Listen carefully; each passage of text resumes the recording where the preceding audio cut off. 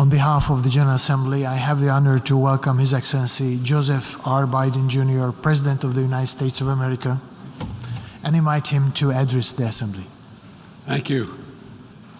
Mr. President, Mr. Secretary General, my fellow leaders, in the last year, our world has experienced great upheaval.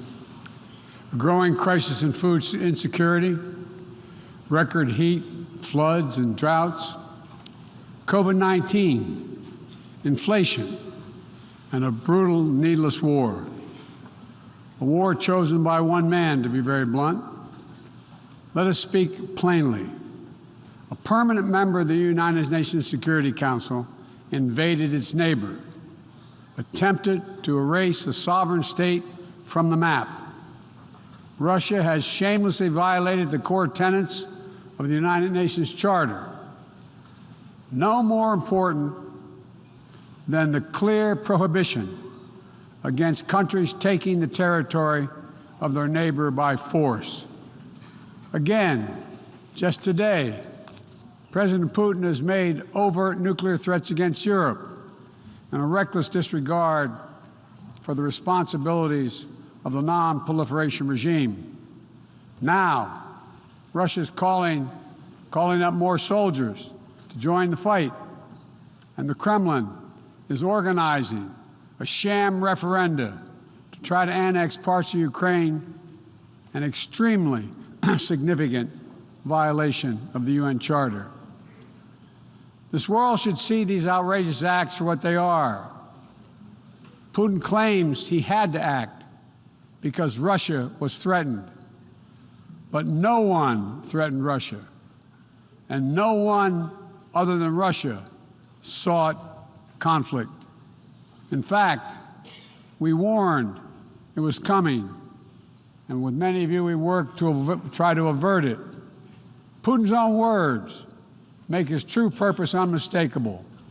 Just before he invaded, Putin asserted, and I quote, "Ukraine was created by Russia and never had, quote, real statehood."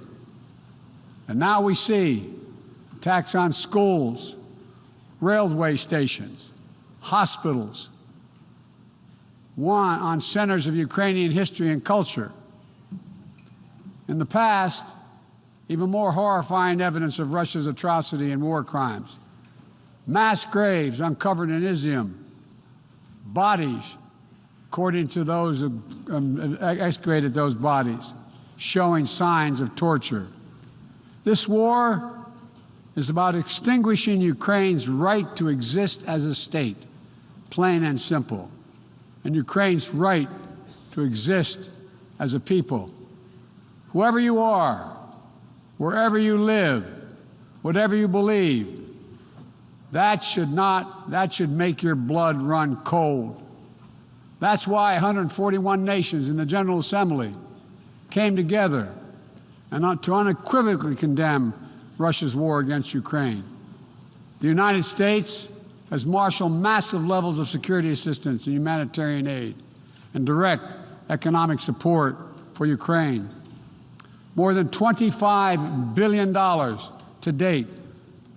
Our allies and partners around the world have stepped up as well. And today, more than 40 countries represented in here have contributed billions of their own money and equipment to help Ukraine defend itself.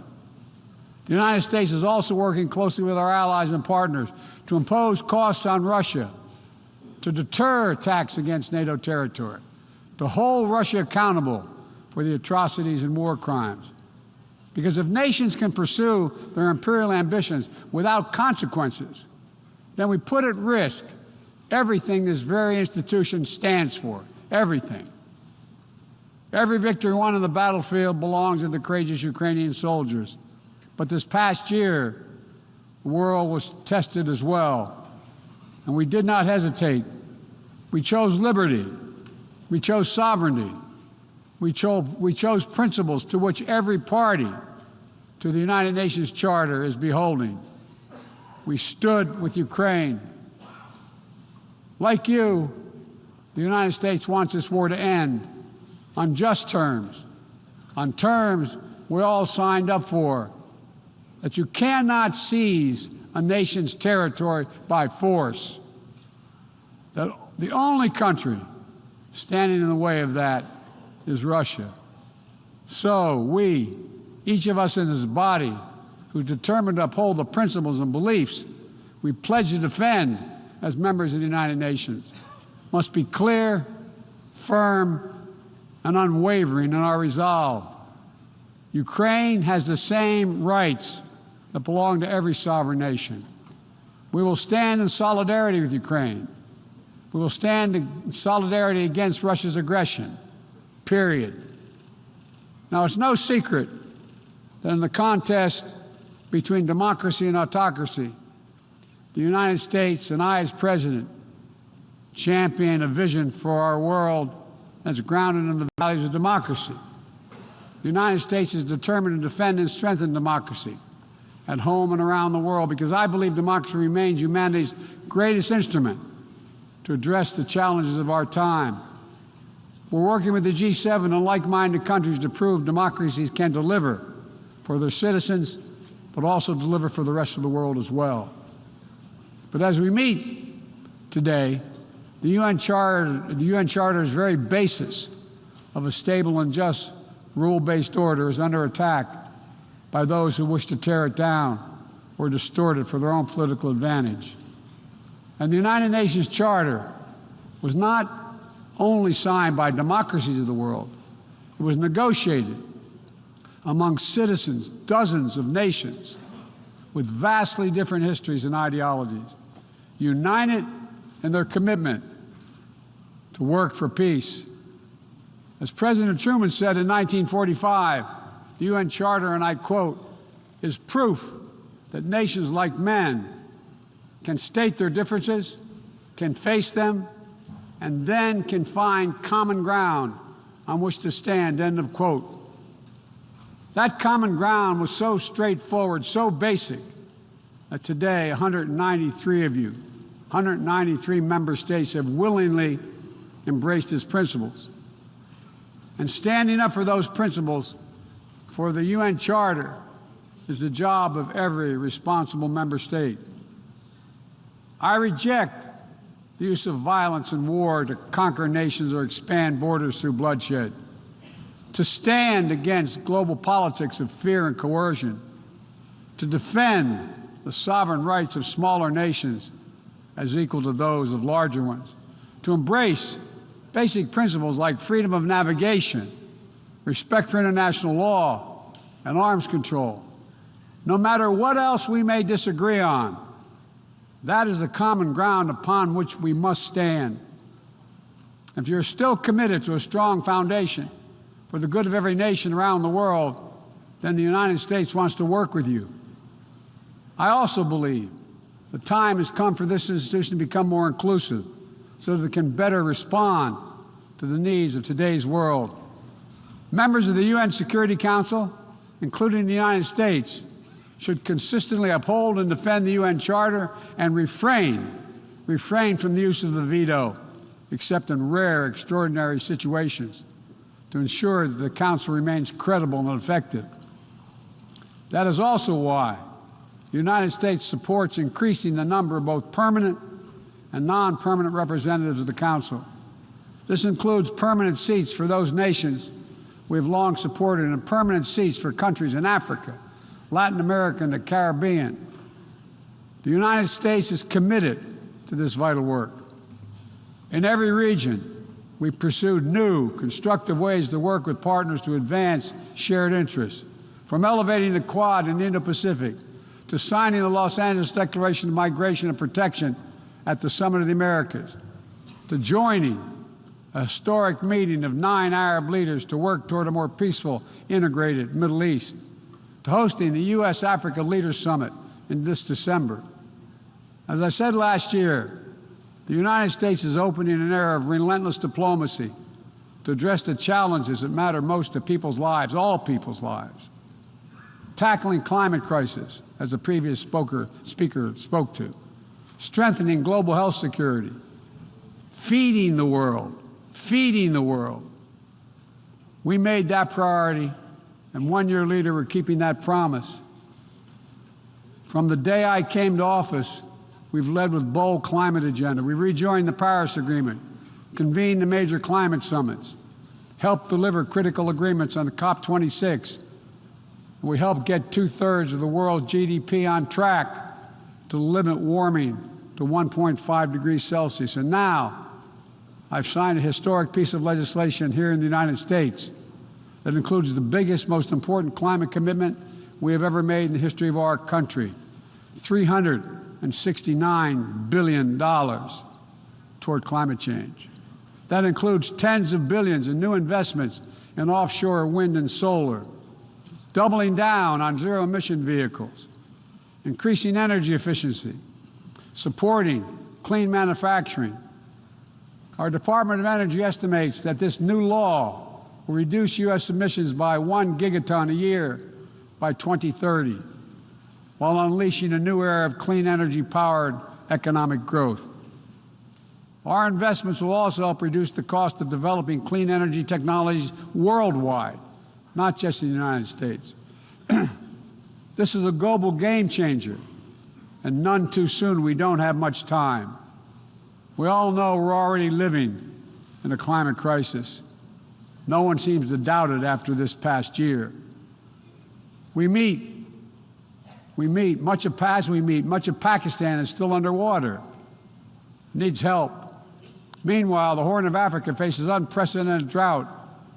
Families are facing impossible choices, choosing which child to feed and wondering whether they'll survive. This is the human cost of climate change, and it's growing, not lessening. So, as I announced last year, to meet our global responsibility, my administration is working with our Congress to deliver more than $11 billion a year to international climate finance, to help lower-income countries implement their climate goals and ensure a just energy transition. The key part of that will be our PEPFAR plan, which will help 500 million people in especially vulnerable countries adapt to the impacts of climate change and build resilience. This need is enormous. So let this be the moment we find within ourselves the will to turn back the tide of climate devastation, and unlock a resilient, sustainable, clean energy economy to preserve our planet. On global health, we've delivered more than 620 million doses of COVID-19 vaccine to 116 countries around the world, with more available to help meet countries' needs. All free of charge, no strings attached, and we're working closely with the G20 and other countries in the United States help lead the change to establish a groundbreaking new fund for pandemic prevention, preparedness, and response at the World Bank. At the same time, we've continued to advance the ball on enduring global health challenges. Later today, I'll host the 7th replenishment conference for the Global Fund to fight AIDS, tuberculosis, and malaria. With bipartisan support in our Congress, I have pledged to contribute up to $6 billion to that effort.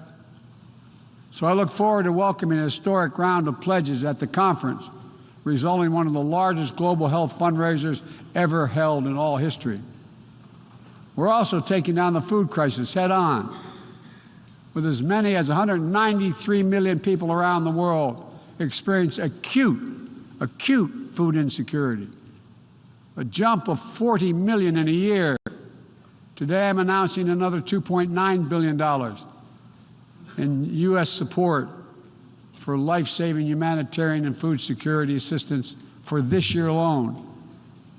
Russia, in the meantime, is pumping out lies, trying to pin the blame for the crisis, the food crisis, on the sanctions imposed by many in the world for the aggression against Ukraine. So let me be perfectly clear about something. Our sanctions explicitly allow Russia the ability to export food and fertilizer. No limitation It's Russia's war that is worsening food insecurity, and only Russia can end it. I'm grateful for the work here at the UN, including your leadership, Mr. Secretary General, establishing a mechanism to export grain from Black Sea ports in Ukraine that Russia had blocked for months, and we need to make sure it's extended. We believe strongly in the need to feed the world. That's why the United States is the world's largest supporter of the World Food Program, with more than 40% of its budget. We're the leading support of the UNICEF efforts to feed children around the world. To take on a larger challenge of food insecurity, the United States introduced a call to action, a roadmap eliminating global food insecurity, that more than 100 nation member states have already supported. In June, the G7 announced more than $4.5 billion to strengthen food security around the world through USAID's Feed the Future initiative. The United States is scaling up innovative ways to get drought and heat-resistant seeds into the hands of farmers who need them, while distributing fertilizer and improving fertilizer efficiency so that farmers can grow more while using less. And we're calling on all countries to refrain from banning food exports or hoarding grain while so many people are suffering. Because in every country in the world, no matter what else divides us, if parents cannot feed their children, nothing else matters. If parents cannot feed their children. As we look to the future, we're working with our partners to update and create rules of the road for new challenges we face in the 21st century. We launched the Trade and Technology Council with the European Union to ensure that key technologies are developed and governed in the way that benefits everyone. With our partner countries and through the UN, we're supporting and strengthening the norms of responsible state behavior in cyberspace, and working to hold accountable those who use cyber attacks to threaten international peace and security. With partners in the Americas, Africa, Europe, and the Middle East, and the Indo-Pacific, we're working to build a new economic ecosystem where every nation gets a fair shot, and economic growth is resilient, sustainable, and shared. That's why the United States has championed a global minimum tax, and we will work to see it implemented so major corporations pay their fair share everywhere. It's also been the idea behind the Indo-Pacific Economic Framework, which the United States launched this year with 13 other Indo-Pacific economies. We're working with our partners in ASEAN and the Pacific Islands to support a vision for a critical Indo-Pacific region that is free and open, connected and prosperous, secure and resilient.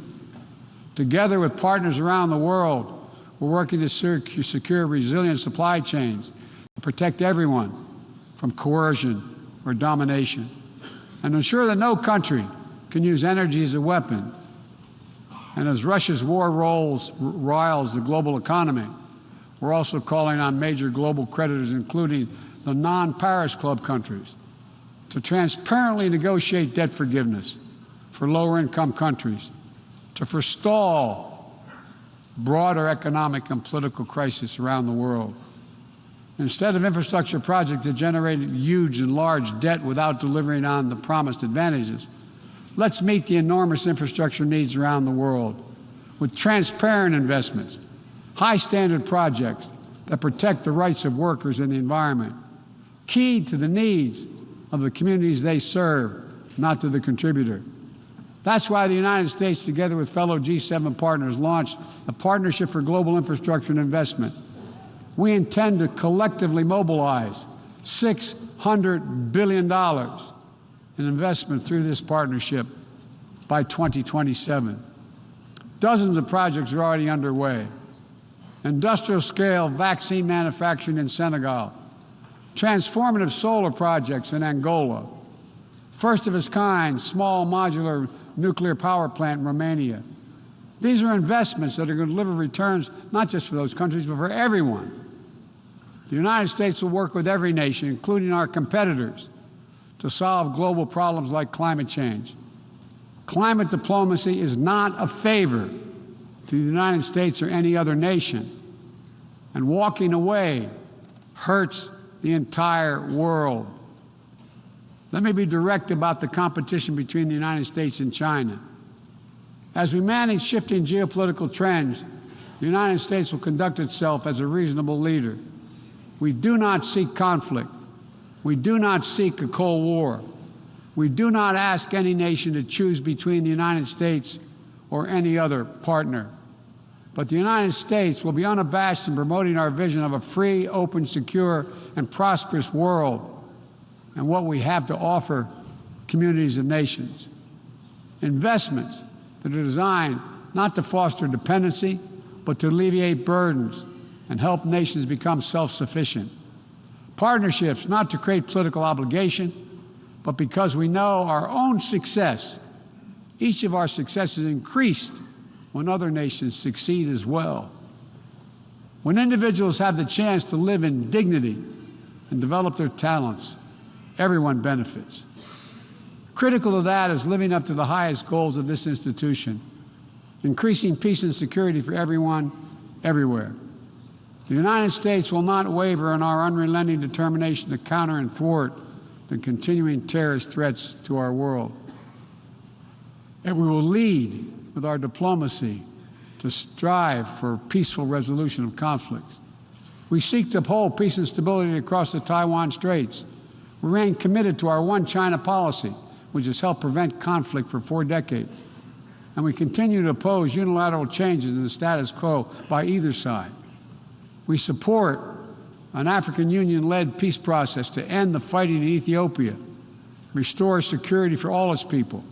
In Venezuela, where years of political oppression have driven more than 6 million people from that country, we urge the Venezuelan-led dialogue and return to free and fair elections.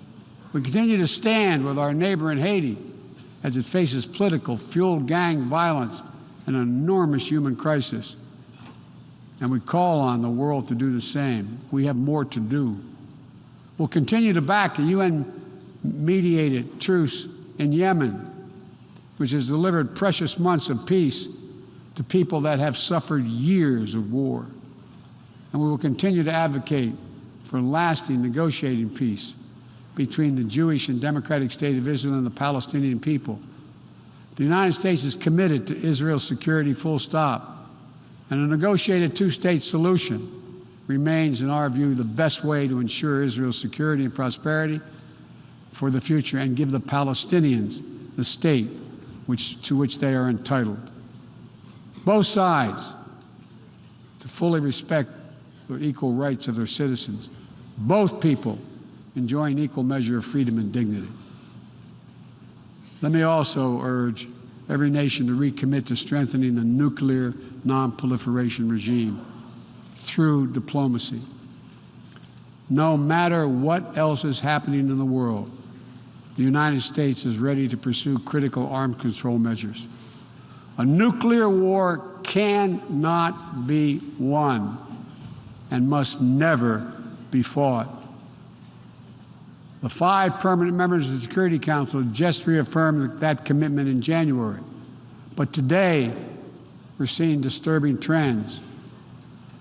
Russia shunned the non-proliferation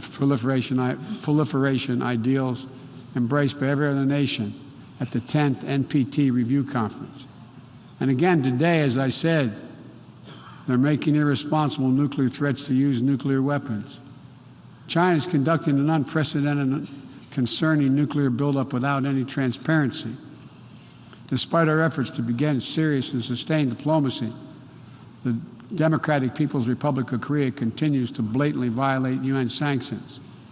And while the United States is prepared for a mutual return to the Joint Comprehensive Plan of Action if Iran steps up to its obligations, the United States is clear. We will not allow Iran to acquire a nuclear weapon. I continue to believe that diplomacy is the best way to achieve this outcome. The non-proliferation regime is one of the greatest successes of this institution. We cannot let the world now slide backwards, nor can we turn a blind eye to the erosion of human rights. Perhaps singular among this body's achievements stands the Universal Declaration of Human Rights, which is the standard by which our forebears challenged us to measure ourselves. They made clear in 1948, human rights are the basis for all that we seek to achieve. And yet today in 2022, fundamental freedoms are at risk in every part of our world, from the violations in Xinjiang, detailed recent reports by the Office of UN, U.S. reports detailing by the U.S. High Commissioner, to the horrible abuses against pro-democracy activists and ethnic minorities by the military regime in Burma, to the increased repression of women and girls by the Taliban in Afghanistan. And today, we stand with the brave citizens and the brave women of Iran who right now are demonstrating to secure their basic rights. But here's what I know. The future will be won by those countries that unleash the full potential of their populations, where women and girls can exercise equal rights, including basic reproductive rights, and contribute fully to building a stronger economies and more resilient societies, where religious and ethnic minorities can live their lives without harassment and contribute to the fabric of their communities, where the LGBTQ plus community, individuals, live and love freely without being targeted with violence, where citizens can question and criticize their leaders without fear of reprisal. The United States will always promote human rights and the values enshrined in the UN Charter in our own country and around the world. Let me end with this. This institution, guided by the UN Charter and the Universal Declaration of Human Rights, is at its core an act of dauntless hope. Let me say that again. It's an act of dauntless hope. Think about the vision of those first delegates who undertook a seemingly impossible task while the world was still smoldering.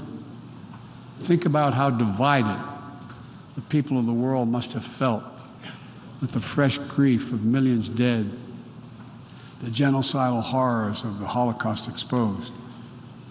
They had every right to believe only the worst of humanity. Instead, they reached for what was best in all of us, and they strove to build something better. Enduring peace, comity among nations, equal rights for every member of the human family, cooperation for the advancement of all humankind. My fellow leaders, the challenges we face today are great indeed, but our capacity is greater. Our commitment must be greater still. So let's stand together to again declare the unmistakable resolve that nations of the world are united still, that we stand for the values of the UN Charter, that we still believe by working together we can bend the arc of history toward a freer and more just world for all our children, although none of us have fully achieved it. We're not passive witnesses to history. We are the authors of history. We can do this. We have to do it for ourselves and for our future, for humankind. Thank you for your tolerance, for listening to me. I appreciate it very much. God bless you all. On behalf of the General Assembly, I wish to thank the President of the United States of America for the statement just made, and I request the protocol to escort His Excellency.